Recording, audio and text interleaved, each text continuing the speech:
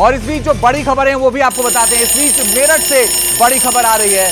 आपको बता दें कि बड़ी खबर उत्तर प्रदेश के मेरठ जिले से आ रही है। आप ये देखिए कि अपार्टमेंट में धार्मिक भेदभाव पर विवाद शुरू हो गया है और हिंदुओं की नो एंट्री का आरोप है। एक ऐसा अपार्टमेंट जहां हिंदुओं की नो एंट्री का बोर्ड लग गया है। अब्दुल्ला रेजिडेंसी में हिंदुओं की नो एंट्री का आरोप है। हिंदुओं को प्रॉपर्टी खरीदने की अनुमति नहीं का आरोप है। हिंदू संगठनों ने मामले की शिकायत की है। धार्मिक भेदभाव के बाद ये फिलहाल शिकायत की गई और अब जांच इसकी शुरू हो गई है।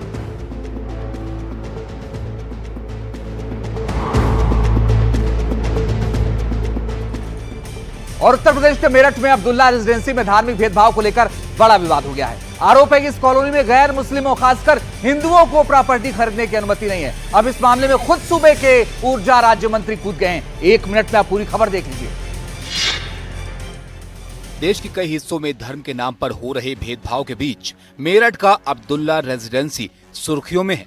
आरोप है कि सोसाइटी में सिर्फ मुस्लिमों को फ्लैट दिए जा रहे हैं और हिंदुओं की एंट्री बैन है। हिंदू संगठनों की शिकायत के बाद ऊर्जा राज्य मंत्री सोमेंद्र तोमर ने इसकी जांच शुरू करवा दी है। मंत्री को लग रहा है कि इसके पीछे की मंशा खतरनाक है। कुछ लोग इस तरह से बाधित करने के लिए, बाधा उत्पन्न करने के लिए एक मैं कह सकता हूं कि षड्यंत्र के तहत इस तरह की साजिश कर रहे हैं और धर्म विशेष के लिए, मुस्लिम समुदाय के लिए एक कॉलोनी बनाना वास्तव में बड़ा चिंता का विषय है। मैंने जांच के लिए कहा है। लेकिन जब पूरे मामले में अब्दुल्ला रेजिडेंसी के इंजीनियर से बात हुई तो उनका दावा बिल्कुल अलग है। उन्होंने कहा सोसाइटी में सभी की एंट्री है।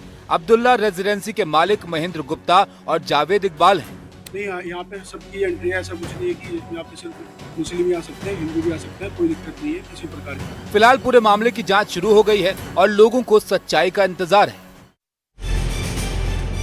तो सच्चाई लोग जानना चाहते हैं कि कब सच्चाई सामने आएगी, लेकिन आपको बताते हैं कि पूरा मामला क्या है, विवाद शुरू कहां से हुआ है, ये आपको समझना जरूरी है। दरअसल ऊर्जा राज्य मंत्री का बड़ा आरोप है, हापुड़ का अब्दुल्ला रेजिडेंसी सिर्फ मुस्लिमों को फ्लैट दे रहा है। आरोप है कि हिंदुओं की एंट्री बंद कर दी गई है। मेरठ डीएम से इसकी शिकायत की गई है। बिना नक्शा पास निर्माण का दावा भी किया जा रहा है। घेरे में आवास विकास की भूमिका भी आ गई है। रेजिडेंसी का दावा है कि सबकी एंट्री यहां पर है। जो आरोप लगाए जा रहे हैं वो गलत है। जांच के लिए हालांकि कमेटी गठित कर दी गई है और उम्मीद की जा रही है कि आखिर जांच में सच सामने आएगा। इस पूरे मामले में शिकायतकर्ता का क्या कहना है वो भी आप पहले जरा सुन लीजिए। ये जो जमीन है इसमें सरकारी जमीन को दबा लिया गया है। ये की रोड ये कमेले के नाले से स्टार्ट होके और ये काजीपुर तक जाती थी रोड पे लिए। जब मैं सन 84 से 87, 88 तक डीवी स्कूल में पढ़ता था तो हम इसी रोड का इस्तेमाल करते हुए जाया करता था पढ़ने के लिए। अब मुझे पता लगा कुछ समय बाद कि कॉलोनी डेवलप हो गई, रोड बंद कर दी गई, रोड है नहीं और सरकारी संपत्ति को उस पर कॉलोनी डेवलप कर दी गई है, जो कि एक तरह से अनुचित है। सरकार से मेरा अनुरोध है कि इस बारे में इसकी जांच करी जाए।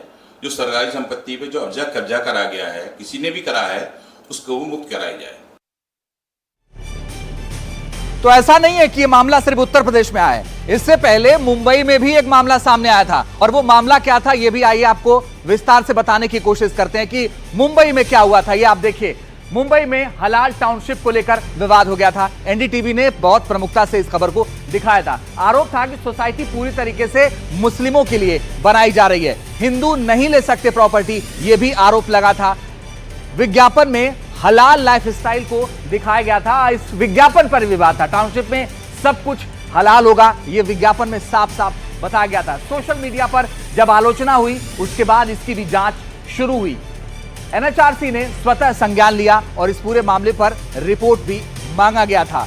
और आपको बता दें कि महाराष्ट्र सरकार को नोटिस दिया गया था। हालांकि खुद सरकार में एक विधायक ने चिट्ठी लिखी थी। एनएचआरसी ने अब जवाब मांगा इस पूरे मामले में। तो ऐसा नहीं है कि ये पहले बार हुआ है उत्तर प्रदेश के मेरठ में, मुंबई में भी हुआ था, वो भी हमने आपको दिखाया।